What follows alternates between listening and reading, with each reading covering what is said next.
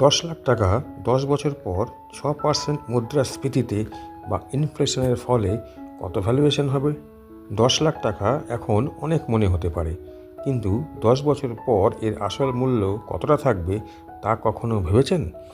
যদি প্রতি বছর মুদ্রাস্ফীতি বা ইনফ্লেশন রেট 6% হারে বাড়ে, তাহলে মুদ্রাস্ফীতির কারণে আপনার টাকার মূল্য কতটা কমবে তা দেখে নিই।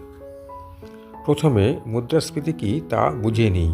মুদ্রাস্ফীতি মানে হলো সময়ের সাথে সাথে জিনিসপত্র ও পরিষেবার দাম বেড়ে যাওয়া। প্রতি বছর 6% মুদ্রাস্ফীতি মানে হলো দাম গড়ে প্রতি বছর 6% বাড়বে। এতে আপনার টাকার ক্রয় ক্ষমতা কমে যায়।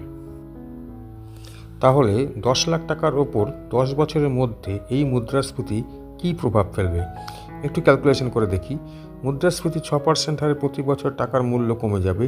এটা সাধারণ যোগ বিয়োগ নয়, এখানে চক্রবৃদ্ধি হিসেব করতে হয়।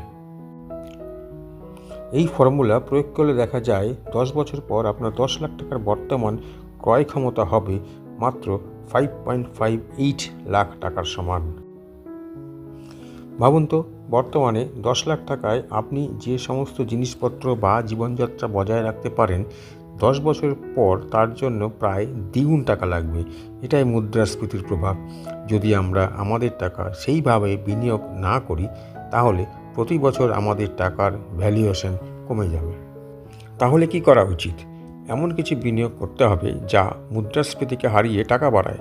মিউচুয়াল ফান্ড, স্টক বা বন্ডের মতো বিকল্পগুলো দেখতে পারেন। মনে রাখবেন, টাকাকে এমনভাবে কাজে লাগাতে হবে যেন মূল্য বাড়তে থাকে, এমনকি দাম বাড়লেও। বিনিয়োগের ক্ষেত্রে রেজিস্টার্ড কোনো অর্থনৈতিক উপদেষ্টার সঙ্গে কথা বলেই আপনার টাকা বিনিয়োগ করবেন। ভিডিওটি যদি আপনার উপকারে আসে, তাহলে লাইক, সাবস্ক্রাইব করতে ভুলবেন না।